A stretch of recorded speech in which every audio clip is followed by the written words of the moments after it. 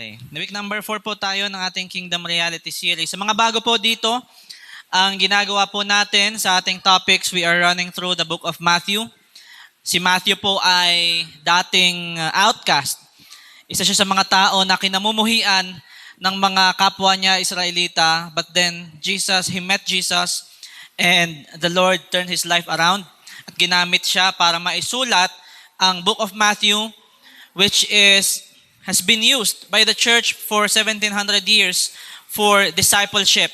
At ngayon po ay nasa Matthew chapter 12 na po tayo. Praise God, palakpakan naman po natin ang Panginoon.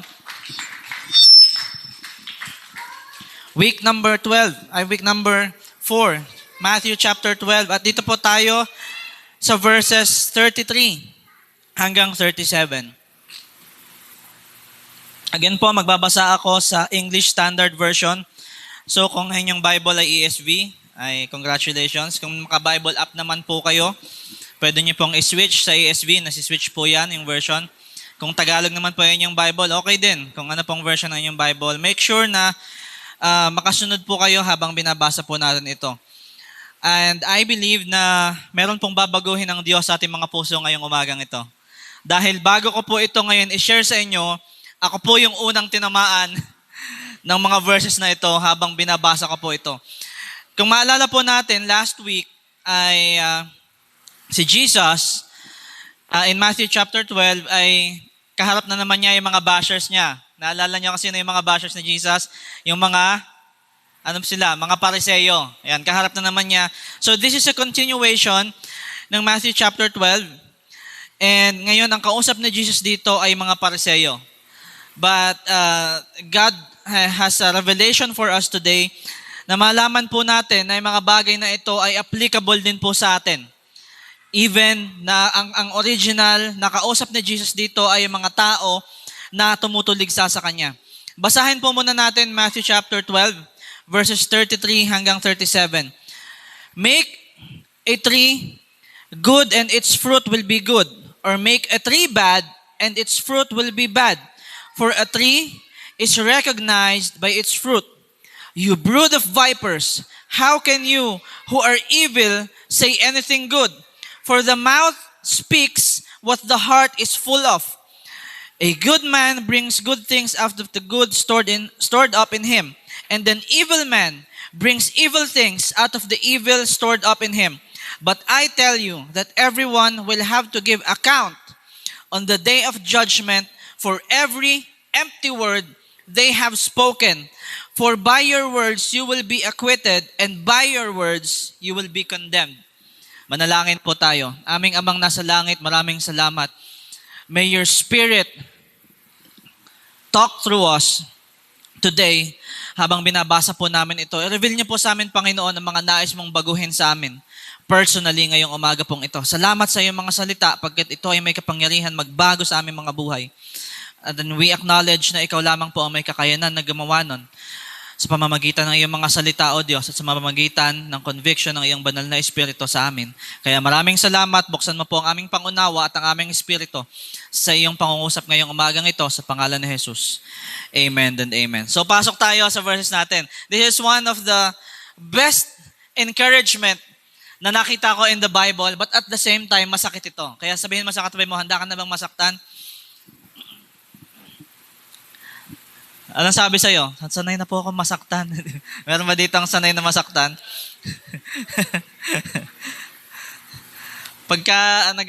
Naalala ko, kung nagpapakuha ako ng dugo, pagka nagpapa-CBC ako, pag tinatanong nung nurse kung, sabi, masakit po ito. Sabi, okay lang po, sanay na akong masaktan. So, alam ko meron dito mga tao sanay na masaktan. But right now, these things is not just meant to hurt. Pakidakip nga ito mga Guardia Civil. Yan. Guardia Civil, yan. Dakpin yan. So, this is not just meant to hurt us, but that pain na idudulot nito sa atin ngayon, pag tinamaan tayo, is meant to change us. Okay po? These things are meant na baguhin yung buhay natin ngayong umagang ito. So, meron po ba ditong nag-aral ng medical course? Meron po ba ditong nag-medical course? Si Abraham. Naka-experience ka na mag-stethoscope? Sino naka-experience na alam niyo yung stethoscope? Dati kasi bulilit health worker ako nung bata ako. Hindi niya alam yon, wala nan sa panahon ninyo. Dati bulilit health worker kami. Meron kaming stethoscope, tapos papakinggan mo yung puso nung ginagawa nga naming mic yun eh. Ginagawa naming mic.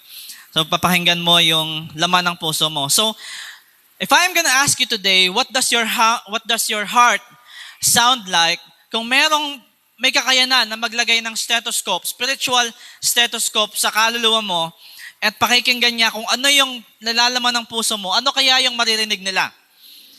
Okay, let that sink in sa'yo ngayong umagang ito. Ano kaya yung maririnig? Kung mayroong makikinig sa puso mo through your spirit ngayong umagang ito. And Jesus tells us in Matthew chapter 12 na, alam nyo, hindi na natin kailangan ng stethoscope na yon. That was just an analogy used by me.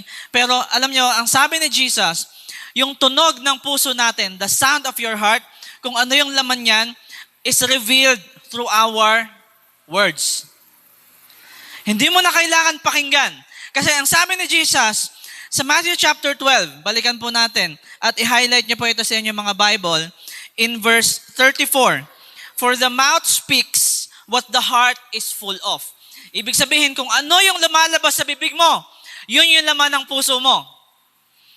Okay? Mas lalalim po tayo dyan dahil medyo masakit po yan pagka in-evaluate natin yung mga sarili natin mamaya. The way we talk, the way you respond, even the careless little things na sinasabi natin, minsan kahit hindi naman natin mean. Yung mga bagay na yan, these things reveal what is happening. These things expose what is happening inside our hearts. Kung ano yung lumalabas sa ating mga bibig. Okay? Kung ano yung mga salita na lumalabas na nasasabi natin. We live in a world where words are cheap. Totoo yan. Amen? Lalo sa mga babae, alam yan. Kapag mayroon nagsabi sa'yo, di ba may katawang stage ka tapos maya parang 2 hours pa lang kayo magkausap, mag-I love you na sa'yo. Sino nakaranas na? 2 hours pa lang kayo magkausap. Si Ken ba yun? Hindi naman. Di ba? 2 hours pa lang kayo magkausap o wala pa nga isang araw eh. Di ba? Mamaya paano kung minahal nito? Tapos ikaw naman, dahil walang nagmamahal sa'yo, hulog na hulog ka naman. Pag inailabyuhan ka kasi hindi ka mahal ng mama mo. Ganon, di ba? Literally.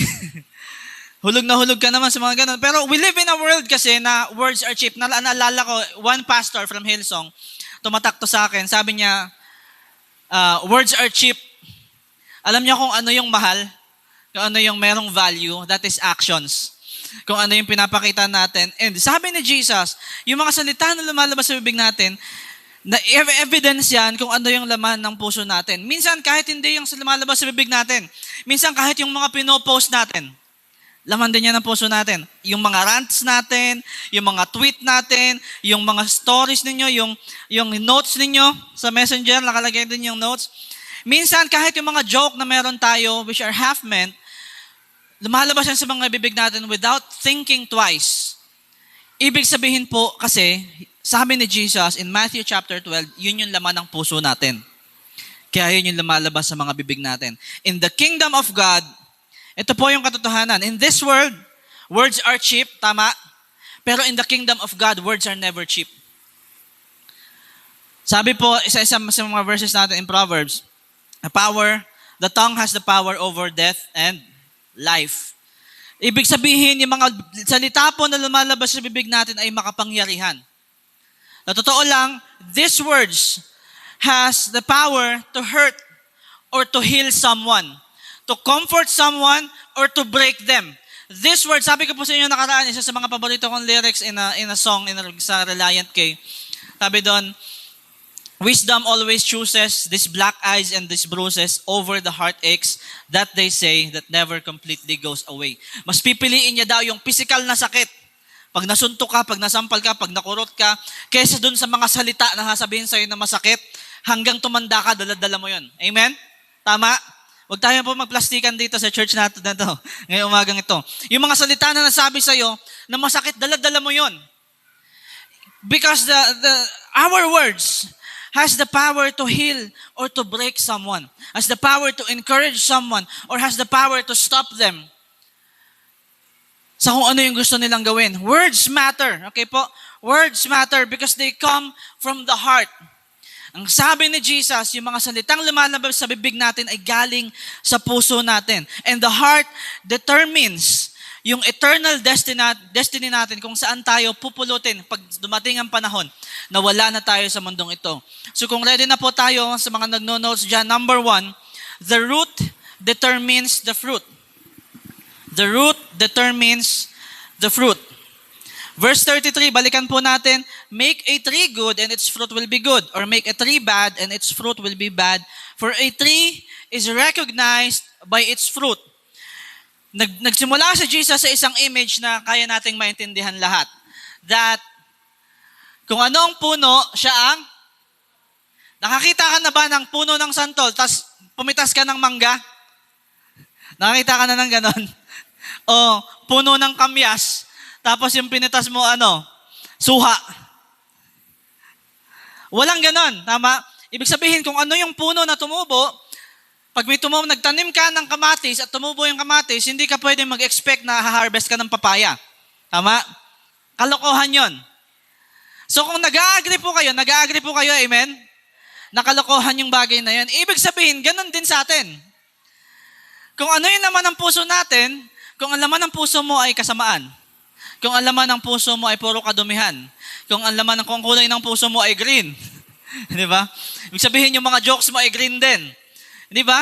Hindi pwede na sabihin mo, hindi, joke ko lang yun eh. Tapos, itatago mo na, hindi, maayos. Hindi mo pa itatago yun. Kung bakit green yung mga jokes mo, kasi green yung puso mo. Ibig sabihin, kung green ang jokes mo, your heart is full of lust. Hindi mo pwedeng itago yun. Okay, kalokohan yon. Kung nag-a-agree kayo na hindi pwedeng magbunga ng mangga ang santol at nag-a-agree kayong kalokohan yon, kalokohan din yung mga joke mo na lalabas sa'yo ay puro kabastusan, tapos sasabihin mo na ang puso mo ay hindi puro kabastusan. Amen? So nagkakaintindihan po tayo. A rotten tree, kung bulok yung laman ng puso mo, it will never give out a healthy word from your mouth. Sabihin, wala kang kakayanan na maglabas na maganda kasi yun yung laman ng puso mo. Hindi ko ito sinasabi para saktan lang kayo, okay? Lahat tayo ngayon dito sa lugar na to, we need to evaluate ourselves. Alam niyo pa yung mas pinakamasakit? Yung mga salita na nasasabi mo kapag mag-isa ka lang. Halimbawa, mag-isa ka, tapos tumama yung paa mo, yung hinliliit mo sa kwarto. Sino nang alam ko lahat naman tayo may experience na sa ganito. Sumangit yung sumangit yung hinliliit mo sa sa Tower 5, doon sa kama, sa mga lagi akong nasasangit doon eh. Tapos kung ano yung masasabi mo, di ba? Ano yung mga normal na reaction natin? Pagka tumama, puto kutsintay, di ba? Di ba? Pag tamang ganun, ay, tangke ng tubig, di ba? Magulat ka, hindi mo alam ko, hindi po ako nagmura, tangke po ng tubig, ang sabi ko. Hindi mo alam ko pag ganun lumalabas sa bibig mo. Di ba? Pag naman aray ko, what the hell? Di ba? What the hell po, hail na ulan hindi po hail na Di ba? Sino po, tumatawa kayo pero alam ko, pagka kayo lang, hindi tayo maglokohan, pag kayo lang, maniwala kayo. Kaya sabi ko sa inyo, kailangan natin i-evaluate yung mga sarili natin eh. Kasi, alam niyo yung mas masakit, yung mga words na walang ibang nakakarinig, yung tayo lang. Lalo na sa mga nagdadrive. Sino dito nagdadrive? Nagmamotor, nagkakotse, yan, tapos nagmamotor ka, tapos biglang may kumat sa'yo. Tapos, ano ba naman to? Di ba? Gigil ka na naman. Buti ako, kalmado ako pa nagdadrive. Pero pag si Ate Pet yung nag-drive, gigil yan. Kaano yan nang bobomba yan. Sorry, babe. Okay. Nang bobomba. Alam niyo yung gigil ka pagka kinatan ka, kung ano-ano nang may masasamang words yung lumalabas sa bibig mo. Ito po yung sinasabi ko sa inyo ngayon. Kahit sa ganito kaliit na bagay, nakakatawa man siya sa atin kasi totoo. Amen? Tama? Huwag tayo maglokohan. Nakakatawa man siya, pero ang sabi kasi ni Jesus, bakit ganun yung lumalabas sa bibig mo? Kasi yun yung laman ng puso mo. Kaya gusto ko yung yung dinala ni Dave dito sa church na to. Naalala niya, anong laging lumalabas sa bibig ni Dave? Ha? Buhay ang Diyos. Amen? Gustong-gusto ko yung dinala niya na yun. Bakit? Every time na may mangyayari. Kahit hindi na related pero tama naman buhay naman talaga ang Diyos Amen? Amen. every time na may mangyayari, ang sabi niya, "Ay, ang Diyos." Ang ganda nun kasi ibig sabihin yun naman ang puso niya ngayon. Kesa dati, pag nalaman niya yung buhay dati ni kapatid na Dave, shoutout na lang kapatid mo na lang to Dave. Nalaman niya yung buhay niya dati, umupunta yan sa shop, ulit ang damit niya, may black eye. Kasi yun naman ang puso niya. Sigurado, bago siya masapok, may nasabi siyang hindi maganda. Meron ka ba siya na book na lang, chill lang siya? Wala naman, di ba? Wala naman nasabok na chill lang. In the same way, okay po, our hearts determine our words and our actions. What is inside of us, na walang nakakakita, na ikaw lang ang nakakakita ka ng Diyos, eventually it will come out. Hindi mo yan mapipigilan kahit anong gawin mo. It will come out. Hindi mo may tatago yan. Tingnan niyo po ito. Okay? Think about this. Itong microphone na to. Nakikita niyo po ito. Nag-aalala po ba kayo sa akin ng microphone ito? Amen? Okay. Microphone, nakikita po ninyo. Ang mic na ito, hindi ito gumagawa ng sound. Wala siyang sarili niyang sound. Tama? Pag iniwanan ko to, nagsalita ko, hindi siya tutulog ng kanya. Anong trabaho ng mic? It amplifies what I put into it. Ibig sabihin kung ano yung ibigkasin ko sa kanya, yun yung papasok dito, papasok sa receiver, at lalabas sa speaker. Magkabalitin ninyo. It is the same way with our hearts. It amplifies yung words natin, it amplifies what is already inside of us. Ibig sabihin, lumalabas lang sa bibig natin kung ano yung naandyan sa loob. Amen po? Amen ba? Alam ko, nakasakto na kayo eh. Nakaupo ka dyan, medyo nakitig-itig na kayo. Pero what comes out of our mouths, it just amplifies what is already inside our hearts. Already in our hearts. Yun po yung sabi ni Jesus sa verse 23. And the kingdom reality today is this.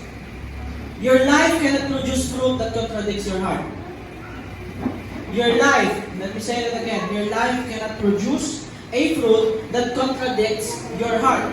Ibig sabihin, hindi pwede na mag-produce ang puso mo na bulok ng bagay na maganda. At hindi rin maglalabas ng bulok yung bibig mo kung ang laman ng puso mo ay maganda. Amen? Kung ano ang puno, kung ano ang source, yun yung lumalabas. That is why Jesus is not just calling us for behavior modification. Alam niyo yung behavior modification? Ito yung sinasabi sa iyo lagi ng mga makakatanda na, magpakabait ka, tuloy. Hindi, magbabait ha. Behavior modification po yun. Yung magpapakabait na naman. Pero when you think about it, that word, it is just on the outside. Tama? Sino dito yung nasabihan na magpapakabait, tapos nagpakabait talaga siya? O nagpakabait ka, pagkaharap lang yung nagsabi. Pero pagka yung katulad ko, okay, ako naman ako, hindi na ako tatanggi. Kasi dati, alam nyo, this is my testimony, yung mga kananayan sa church namin, pag nakikita ako, ang tingin nila sa akin, anghel. Kasi alam mo yun, memorize ko yung ano ko eh, Bible prodigy ako dati. Nung bata ako, kabisado ko yung Genesis to Revelation, alam mo kung saan ko bukat. Sabi ng mga nanay sa akin, parang anghel yung bata ito. Kakatuwa naman ito ba? Hindi nila alam, kakahulog ko lang sa kaklase ko. Sa Alaskas. May hinabol ako. Alam mo yung nanay, kasi nagsumbong yung nanay nung hinabol ko kay nanay. May hinabol ako sa kalsada kasi Google Mail ko, tapak mo siya muntik na masagasaan. Tapos sabi ng mga kaninayan sa akin, kabait na pala. Kasi sabi sa kanila, babait ka. So pinapakita ko lang sa kanila yung side ko na mabait. Ibig sabihin, behavior modification lang yun. Pero deep inside, hindi nila alam kung sino ako. Kaya nga po, yung panawagan sa atin ni Jesus ngayon ay hindi panlabas ng pagbabago. Kasi madali lang yun. Amen? Madali magpakitang tao. Madaling baguhin yung panlabas. Pero, ang sabi kasi ni Jesus, lalabas at lalabas kung ano yung laman ng puso mo. Kaya number one ngayong umaga na ito, kailangan mabago yung puso natin. Amen. Madali magpanggap, maniwala kayo sa akin. Sobrang dali magpanggap at magtago kung ano yung totoong laman ng yung pakitang tao. Pero lalabas at lalabas eventually. Pwede ka magpakitang tao for a while. Kung ano yung totoong laman ng puso mo, pero lalabas at lalabas yun eventually. Tama? Amen ba? Walang tatanggi sa inyo sa bagay na ito dahil alam niyo lahat na totoo itong sinasabi ni Jesus. Number 2, the overflow of your heart. The overflow of the heart. Ito yung pinakamatindi sinabi ni Jesus. This is the one of the kinikilig ako dito kasi mic drop to ni Jesus Remember, ang kausap niya dito, nasa season 5 na to, di ba? Ng The Chosen. Nasa season 5 na to ng The Chosen. Sobrang tindi ng scene na to Verse 34 and 35. Nakakarap ni Jesus yung mga bashers niya, yung mga Pariseo. Remember, nagtatalo sila. Remember, inakusahan ng mga Pariseo si Jesus na last week nagpagaling si Jesus. Amen? Sa pinag-usapan natin, sa mga nauna in Matthew chapter 12, may pinagaling si Jesus, and then sabi ng mga Pariseo, pinagaling ni Jesus yung tao na yon sa pamamagitan ng mapagalihan nino. Ni Satanas, ni Beelzebub. And then si Jesus sinagot sila, ito yung continuation, tingnan nyo, verse 34. You brood of vipers. Alam niyo mga yung vipers? Ahas to. Okay, harap-harapan, sinabi ni Jesus sa mga Pariseo, you brood of vipers. How can you who are evil say anything good? Remember yung kausap ni Jesus sa mga Pariseo, religious leaders ito at their time. Ang sabi ni Jesus sa kanila, how can you who are evil do anything good? Grabe yung sampal to. Maniwala kayo sa akin. Kung ilalagay niyo yung sarili niyo, kung spectator kayo sa panahon na yon, kinakabahan ka na kung baka batuhin si Jesus, baka magkagun dito, baka ipako siya sa cross, spoiler po. Baka ipako siya, baka hanapin siya. Kasi harap-harapan niyang sinabi, yung mga religious leader ng bayan ng Israel, ng mga ahas sila, at walang lalabas sa kanilang maganda kasi puro kasamaan ang laman ng puso nila. On their faces. Sabi ni Jesus sa kasunod, for the mouth speaks what the heart is full of. Yan po yung highlight niyo. Verse 35, a good man brings good things out of the good stored up in him, and an evil man brings evil things out of the evil stored up in him. Hinalap ni Jesus yung mga Pariseo, tinawag niya silang mga ahas. Vipers specifically are poisonous. Venomous, rather. Snakes that are venomous and dangerous. Okay na yung tinawag kang saway. walang kamandag yun, pero yung tawagin kang viper, na makamandag na ahas. At siguradong pag kami nalapitan ka, ay delikado ang buhay nila at malalason sila. Ang laking insulto nun sa mga Pariseo. So you can see kung gaano katindi yung tension at this time sa sagutan ni Jesus with the Pharisees, because their words, ito yung gustong sabihin ni Jesus yung mga salita na lumalabas sa bibig nila is like poison sa mga tao na nakakarinig. It's like, they're like venomous snakes na kung ano yung abundant sa mga puso nila, yun yung lumalabas sa kanilang mga bibig. Whatever fills your heart, ito yung po yung matindi. Alam niyo po, hindi lang tayo po palabas Kasi pinag-uusapan natin kanina pa, kung ano yung lumalabas, siya yung laman. Pero ito naman yung kasunod. Bago malamnan yung puso mo, meron tayo diyang sinasalin.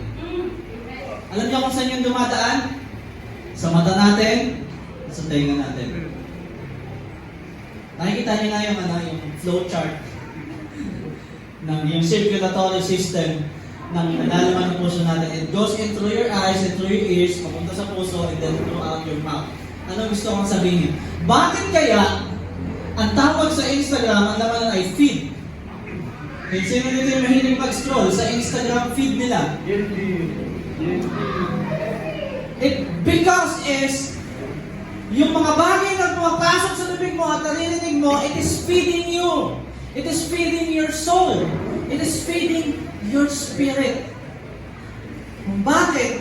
Okay, kung kanina, sabi ko sa inyo, yung jokes, malabas, puro blame. Ibig sabihin, yung laman ng puso, puro kabastusan. Bakit puro kabastusan yung laman ng puso? Kasi yung napapanood at yung napapakinggan, ganun din. Kaya po very dangerous ang social media kung hindi po tayo marunong gumamit.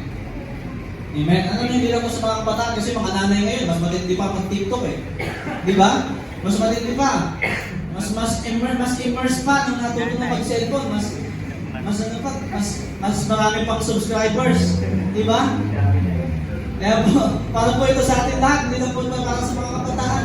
Kung ano po yung napapanood natin palagi, who you follow, you become who you follow. Your heart becomes the same of who you follow. And what is feeding you. Ibig sabihin ko, ano yung pumupuno at nag-shape sa mga puso natin, what, eventually, that shape you and that spills out of you. So kung yung puso mo at yung mga salita mo ay ang laman yan ay puro bitterness, yung mga salita mo ay magiging matalas. Kung yung puso mo ay punong-puno ng pride, at puro prideful yung pinapanood mo, your words surely will be arrogant. Bakit may mga tao na pag lumapit sa'yo, parang hangin parang pinagdali sa electric pan Bakit? Puro kayabangan yung lumalabas sa bibig nila. Kasi yung puso nila ay punong-puno ng pride. Bakit may mga tao na yung lumalabas sa bibig nila laging negative, laging anxious, laging may takot? It is because their hearts are full of fear. Pero kung ang puso mo, ang laman yan ay si Jesus Christ. Amen? Amen. Ang laman ng puso mo is Jesus Christ and His words. Your words will be life-giving as well. Amen. That's why what you watch, what you entertain in your eyes and in your ears matters. Yung sabi rin po sa Bible natin, faith comes from hearing and that is hearing the Word of God. So kung puno yung puso mo ng salita ng Diyos, and that is the only thing that you entertain sa puso mo, it will eventually come out. Let me go deeper. Can we go deeper? Amen. May isa pa kasing bagay na tinuturo ko to sa Amplify. Nakaturo ko lang ito actually. There is one specific thing na hindi nagpapaalam pag pumapasok siya sa puso natin. Alam niyo po kung ano yun? Sino nakakaalam? Naituro ko na to eh. Ano yun? Music. Music lamang po ang nag-iisang bagay sa mundo ito na hindi nagpapaalam pumasok sa puso natin. Pag may narinig ka ng kanta, mamaya, maniwala ka sa akin, pinakanta mo na yan. Tinatawag natin LSS. Tama? Kaya dito yung LSS na, once in their life, pag lapag ka, kanta. Isang line lang, ulit-ulit. Ano yung LSS ko na karaan? Dahil LSS siya na nakaraan, nababatot na ako. Yung kinanta ng mga taga-Sino, shoutout, taga-Sino. When I think about the love. Paghapon na siya pinakanta nila, hindi naman kumakanta si Sean. Na-LSS siya, kasi narinig niya, na tinugtog ng mga kapatid natin from COC. Hindi nagpaalam yung pumarap sa puso niya. Maganda naman yun. Pero ito kasi yung sinasabi ko, may mga songs kasi. Kaya po, kailangan maging maingat tayo sa secular music. Kung bakit tinuturo ko po ito sa Amplify, because I teach this to people who are worshipers. Pero tayo lahat nandito, kailangan nyo itong marinig. Okay? May mga songs na hindi talaga maganda ang lyrics. Very good example, yung, alam niyo yung kanta na nadaan? May lakad, mamaya, ulit ka lang, salga. Ba't na ako maging kapwa, no? Ba't wala tayong rap dito sa church na to? Wala bang mag-start ng rap minister dyan? Gusto ko yung kanta na yun, ang narinig ko, kasi tutugtog ni Michael Alba eh. Bilang ako isang drummer, tapos tumugtog ni Michael Alba tsaka ni Karel Honasa. Ang perfect! Pinakinggan siya, ulit ako, hindi ko alam kung mapasok pala siya sa akin.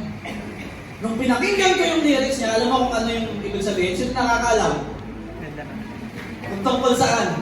Yung kanta na yun. Tungkol yun, kinakantahan niya yung kabit niya. Bakit? Kasi kayo na lang, pakinggan nyo na lang. Basahin nyo na yung lyrics, huwag nyo lang pakinggan. Kasi baka pumasok pa sa inyo eh. There are songs. Meron pang isa sa mga, grabe, ang ganda nito. Gusto ko ito dati nung, lalo na nung musical days mo. Ako nga po pala ay dating kasama sa isang OPM band, sa isang hindi kilalang banda. Na nagngangalak baluarte. Meron kami isang song na na-release, tapos inaway ko sila at nag-disband na kami. Hindi, ginawa ko ako ng away. So, dati gusto ko yung sa Bolivia, may isang kanta ang Bolivia. So, ang Bolivia po ay yung mainly, ang songs nila ay instrumentals. Pero may nilabas sila isang beses, ang title ng kanta, ABC. ABC. Pinakinggan ko, ang lupit. Yung pala, si Tim Henson yun. Ang ganda ng rhythm. Nung na-realize ko kung ano yung lyrics, it is a sex song. Alam niyo, kahit nga yung mga simpleng OPM na kanta natin sana dalawa ang... Ba? Anong meaning ng kanta na yun? Magbigay kayo. Sino gusto magbigay example sa mga bagong kanta ngayon? Kung tataka ka, pag tumata ka, at sa bawat minuto. Hindi ka talaga matututo. Abraham! Pilit pa ka, ako'y maghihintay sa'yo. Tapos magtataka ka, ba't kaya araw-araw nag-relax? Eh, ang playlist mo, December Avenue. Ben and Ben. I'm not saying all of them are surface level, not all of them are wrong. Kasi may mga songs talaga na maganda na pwede ating gawin na love song. Lalo na pagkakantahin mo sa samahan mo. Di ba? Tama? Makakantahin mo ano. Pero, alam mo, hindi ka naman broken. Tapos, parang feeling ko broken ako. Siya! Ito kami yun. Siya kapag mo yung unan mo. Tataka ka ba broken ka? Eh, yung pinapakinggan mo kasi pang broken. Siya! Ayan! Sabi ko sa inyo, music kasi, it is also filled with words. Tama? Amen? Music is also filled with words. Pero mas matindi kasi kasama yung music. Ang naka-invento ng music ay hindi tayo mga tao. Ito yung Diyos. That's why when we incorporate music with words, papansin mo pag nag-worship tayo, kakaiba kilos ng banal na espiritu. The same thing, when we listen to secular music with lyrics na hindi maganda, napupuno yung puso mo niyang mga bagay na yan. Naiintindihan natin? I want to bring this to you kasi gusto ko maunawaan niyo po ito. Jesus Christ describes our hearts as a treasure chest. Parang isang baol ng kayamanan na araw-araw meron kang nilalagay doon, what you read, what you watch, what you hear, what you meditate on, what you believe, but eventually, you bring out that treasure chest and you show it to everyone kung ano yung nilalagay mo dyan sa laman niyan. Hindi ka pwedeng maglabas ng mangga kung ang tinago mo ng mango graham, kung ang tinago mo sa rep mo ay ice cream. Magkaiba ang lalabas. Okay, nagpapatuloy ng cravings. Kapag si kapatid na Clarence nga pala, ay pagawain ulit natin. Kung gusto niyo po ng mango graham, bumisita lang kayo sa amin. Meron kaming regular supply from Clarence Rizaldo. Imagine, okay, para mas maunawaan po natin. Imagine, sino dito mahilig magkape? Ako, mahilig, pero bawal na ako ng kape. Imagine, naglalakad ka, para nabantuan po ako ng may katubig.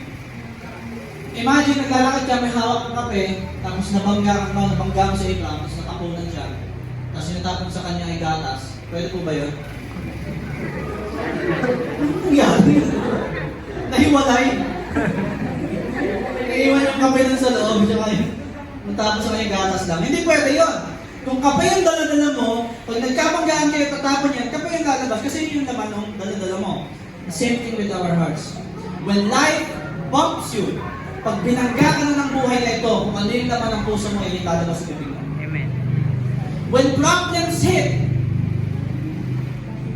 when things na hindi ayon sa gusto nating mangyari ay dumaan sa mga buhay natin, our reactions and the words na lalabas sa bibig natin is what is you're hiding inside your heart. Kung ano yung pumupuno sa puso mo, yun yung lalabas. Pasok mo tayo sa kasunod, number 3, the weight of our words. Gusto ko pong maunawaan ito kung gaano kamakapangyarihan ang mga salita. Verse 36, but I tell you that everyone will have to give account on the day of judgment for every empty word they have spoken.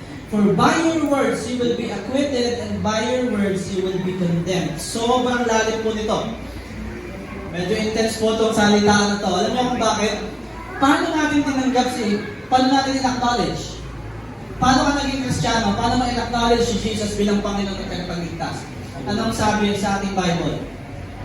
When you believe in your heart and declare with your mouth that Jesus is Lord and God raised Him from the dead, you will be saved. Ibig sabihin, naligtas po tayo dahil in-declare natin sa ating mga bibig na si Jesus ay Panginoon at naniwala tayo na siya ay namatay sa krus at nabuhay muli. Ito po yung kaligtasan. Kung meron po dito na hindi pa malinaw sa kanila ang kaligtasan, kung mga youth po kayo, mamaya po sa ating mga youth leader, kung mga nanay po, lahat kayo kay Nanay Mir, para explain niya sa inyo yung kanyang ano yan, master yan, Paul SL masterclass na yan si Nanay. Nakakapag Paul SL ka na ba ulit? Alam niyo yung Paul SL? Paul Spiritual, sa Tagalog, 4 na tuntunin yung spiritual, masterclass ni Nanay yan. Kung gusto niyo magpaturo sa kanya, paano mag-share ng kaligtasan, ayan po ang ni Nanay Mir. Simula bata, makikita ko siya nag-share yan eh. Lahat ng dumarating sa church, ka dito. Alam mo na ba ang 4 na tuntunin siya? Okay? So, our salvation came from our believing ang sa puso natin and from declaring in our mouth na naniniwala tayo kay Jesus. Amen? Amen. Na naniniwala tayo na siya'y nabuhay, siya'y namatay sa krus at nabuhay muli at umakyat sa langit at naghihintay tayo sa Kanya. That is how we can say through our words. Amen? Sabihin mo sa katabi mo, words. Naligtas tayo gamit ang ating mga salita. At ang sabi ni Jesus in verse 36, on Judgment Day, you will give account on every word, on every empty word that you have spoken. Lahat ng mga salita na lumabas sa bibig mo ay nakalista. And this is very heavy. And Jesus says, there is no such thing as a throwaway word. Wala tayong mga salita na lumabas sa bibig natin na wala lang. Okay? Every careless word will be brought up on the day of judgment. Kaya po ang sabi din sa kasunod, for by your words you will be acquitted. Tama? Paano sabi will be acquitted? Kasi naligtas tayo dahil sa pag-declare natin. At ang sabi sa kasunod, by your words you will be condemned as well. Kaharap yung mga para sa iyo. Okay? Para po hindi tayo magkaroon ng confusion sa bagay na ito, ang kausap mo ni Jesus ay mga Pariseo. And they were heaping words na walang katuturan against Jesus. Kaya pwede nasabi sa Kanya. Ngayon, para po sa atin naman, na mga Kristiyano na, at dahil dito ako ito, we are acquitted sa mga kasalanan po natin through our words na tayo po ay naniniwala kay Jesus. But you will be condemned kung ang lumalabas sa bibig mo ay hindi maganda at against ang sinasabi ni Jesus. Ito po kasi yung isa sa mga bagay na kailangan natin maintindihan. Kung hindi possible na lumabas sa mga bibig natin ang magagandang bagay, kung hindi maganda yung naman ang puso natin, paano mo sasabihin? Let's be logical for a while. Paano mo sasabihin na nasa puso mo si Jesus at ang banal na Espiritu kung ang lumalabas sa bibig mo ay hindi magaganda? Is that possible? Hayaan ko na po kayong sumagot sa inyong mga sarili based on what we have read. Posible ba na yung lumalabas sa bibig natin ay hindi maganda and then we say na nasa puso natin ay yung Panginoong Jesus and the Holy Spirit is residing in us?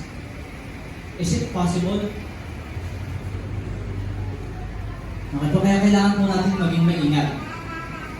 We are not perfect the moment we get saved, but we are sanctified day by day. Araw-araw ng buhay natin, binabago tayo ng Panginoon. Kaya nga po natin itong pinag-uusapan ngayon. Para dito naman sa area na to, sa area ng mga lumalabas sa mga bibig natin, mabago tayo ngayon ng Panginoon. Amen? Kasi minsan kasi sa atin medyo medyo kakaiba na yung lumalabas sa bibig eh. Alam mo yun?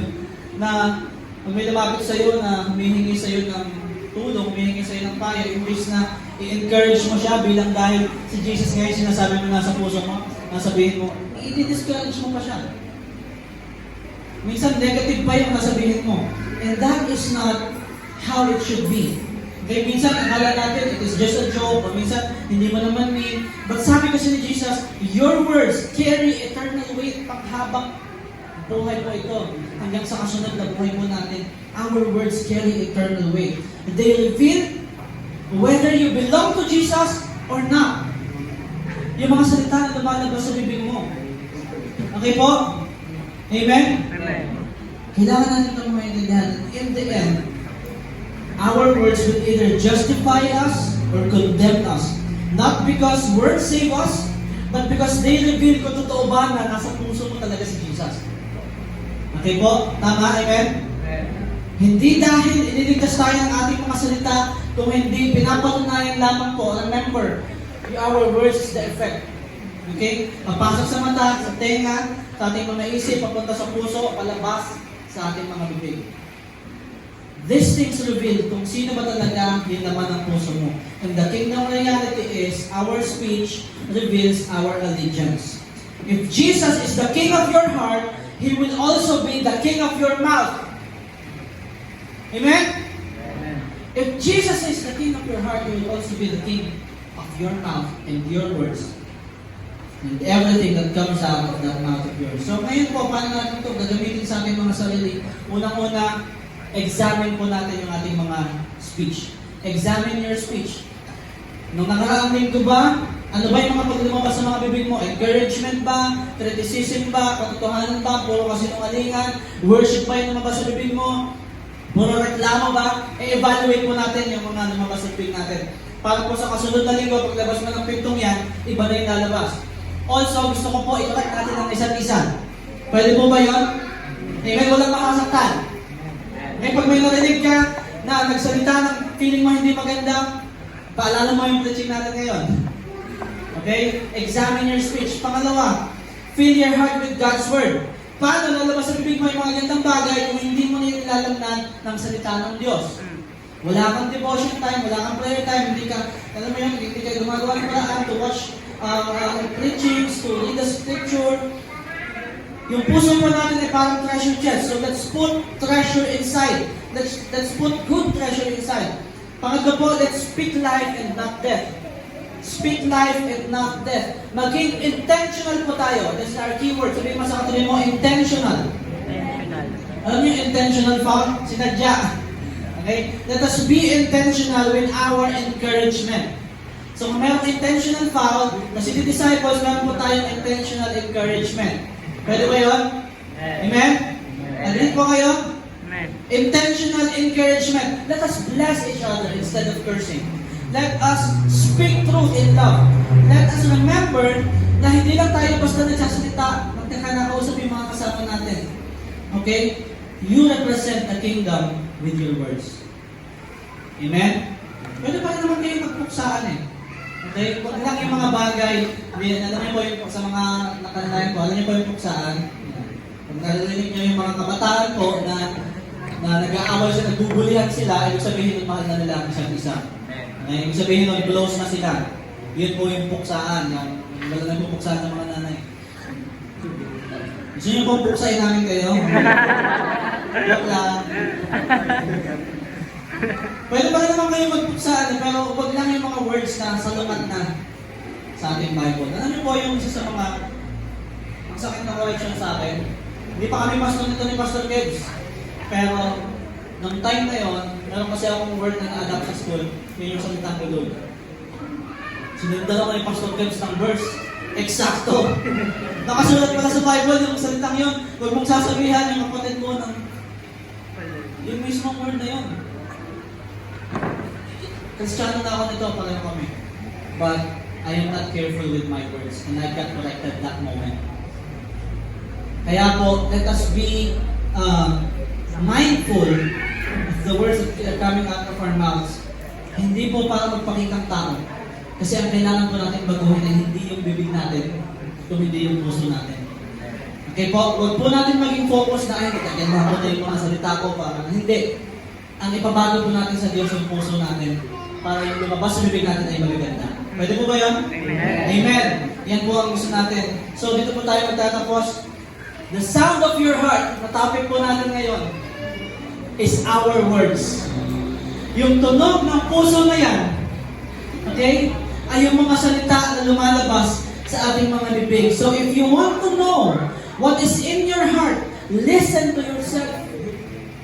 If you want to know what truly resides in that heart of yours, listen to your vocabulary, listen to your words.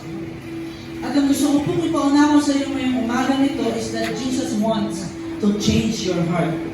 Ayaw ni Jesus na baguhin yung bibig mo lang, He wants to change the source, which is your heart.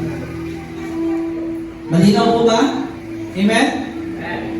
Because when He transforms your heart, your words will follow. And on Judgment Day, your words will testify, and may it testify that Jesus reigns as King in our hearts. Tumayo po tayong lahat at tayo